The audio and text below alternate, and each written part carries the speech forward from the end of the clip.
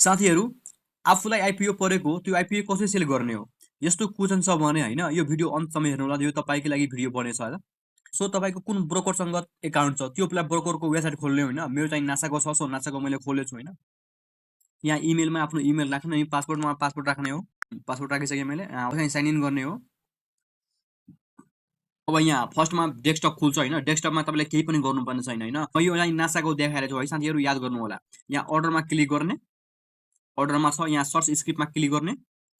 श्रीनगरको sale गर्न गइरहेको छु सो श्रीनगर सर्च गर्ने श्रीनगर यहाँ आइसकेको छ यहाँ क्लिक गर्ने अब यहाँ पछि यहाँ सेल या बाई को दुईटा अप्सन देखिरहेको होला सेलमा क्लिक गर्ने बाई गर्नु छ भने बाईमा क्लिक गर्नु होला सेल गर्नु छ भने सेलमा क्लिक गर्नु होला अब क्वान्टिटीमा क्लिक गर्ने हो क्वान्टिटीमा तपाईसँग कति किता छ मसँग अहिले 10 किता छ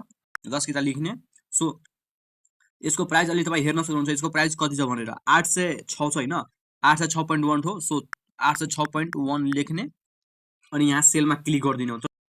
अनि यहाँ यस कन्फर्म अर्डरमा क्लिक गर्ने अनि ओदर डिटेलमा क्लिक गर्ने तपाईहरु हेर्न सक्नुहुन्छ यहाँ सेल भइसकेको छ यहाँ कम्प्लिट देखाइरहेछ भनेकरी अर्डर बुकमा गएपछि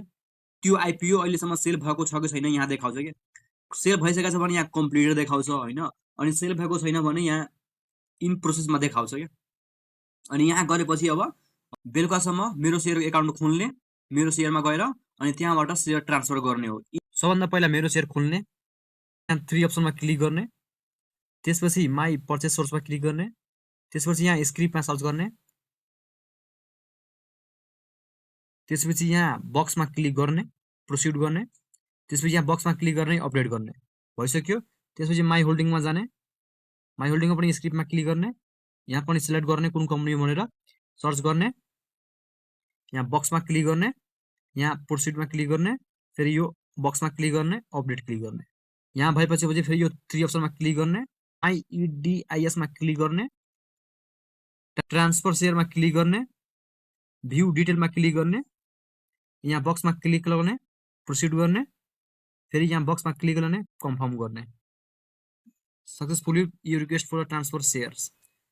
यसको मतलब शेयर ट्रान्सफर भइसकेको छ हस् थ्यांक यू गाइस